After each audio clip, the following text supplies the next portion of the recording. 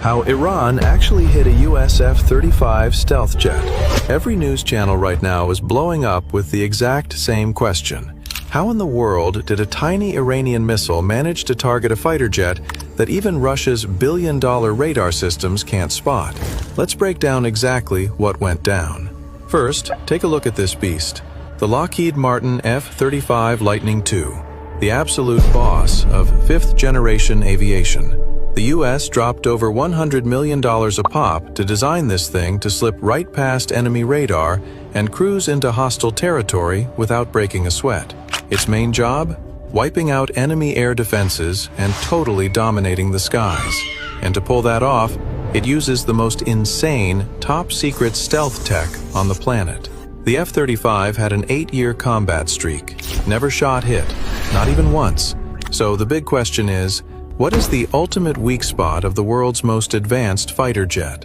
How did Iran figure it out and do what even Russia and China couldn't? Look, nowadays, anti-aircraft systems mostly use two ways to guide their missiles: radar and heat-seeking. Now, the F-35 is an absolute master at dodging radar. Because of its crazy shape and radar-absorbing materials, its radar footprint is so tiny that billion-dollar missile systems like the S-300 and S-400 just can't lock onto it. The radar signal literally just doesn't bounce back. But every superhero has a weakness, right? The F-35 packs a single engine called the Pratt & Whitney F135. It's one of the most powerful fighter engines in the world. But with all that power comes a massive amount of heat. And that insane heat? That's its biggest flaw. The date was March 19th, 2026, 2:50 a.m. Central Iran. Instead of relying on radar for their modern defense, Iran was using something called an infrared search and track system, or IRST. These systems scan the sky looking for heat signatures. And sure enough, this system quickly picked up the super hot exhaust coming from the F-35's engine. The scariest part? IRST doesn't send out any signals of its own, so the F-35 pilot had zero clue he was even locked onto. Now let's talk about Iran's weapon. The missile used in this attack is believed to be the F35 missile, also known as the SA-67. And this thing is seriously sneaky. It's not your average surface-to-air missile. It's a weird mashup, half kamikaze drone, half missile. It flies super slow and just loiters around a specific area, flying in a figure-8 pattern. It has its own optical and heat sensors built right in. It basically just hangs out and waits. And the second it catches the heat of a jet, it pounces. The craziest thing is that the F35 can be guided by a network of infrared sensors on the ground. But hold up. Just because there was no radar warning doesn't mean the F-35 is a sitting duck when a missile is launched.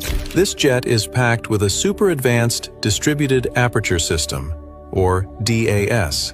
It's got 6 infrared cameras that give the pilot a full 360-degree view around the plane. The second that F-35 missile hit the gas and its rocket motor started giving off heat, the DAS caught it and instantly gave a warning alarm in the pilot's headset. Now the pilot only has seconds to react. To break the missile's lock, the pilot yanks the jet into high G turns to confuse it. At the same time, the jet starts pumping out flares. The whole point is to trick the missile's sensor, so it ditches the jet and chases those glowing flares instead. And it worked. The F-35 missile falls for the flares, it still flies incredibly close to the jet. The moment the missile senses it's super close to the target, inside its lethal radius, it just blows up mid-air. The shockwave and high-speed shrapnel from that blast shred the F-35. It completely strips away the stealth coating and wrecks the flight control systems. It wasn't a direct hit that turned the jet into a fireball, and that's exactly why, even with massive damage, the pilot managed to pull off a safe emergency landing. Iran proved that you don't need $1 billion radar to bring down America's most advanced jet. So guys, what's your take on how modern warfare is shifting? Does the US need to completely rethink its playbook now? Let me know your thoughts down in the comments. Here at Ruby 3D, we're always bringing you these deep dive, heavily researched breakdowns. So don't forget to smash that like button and subscribe to the channel so you don't miss out.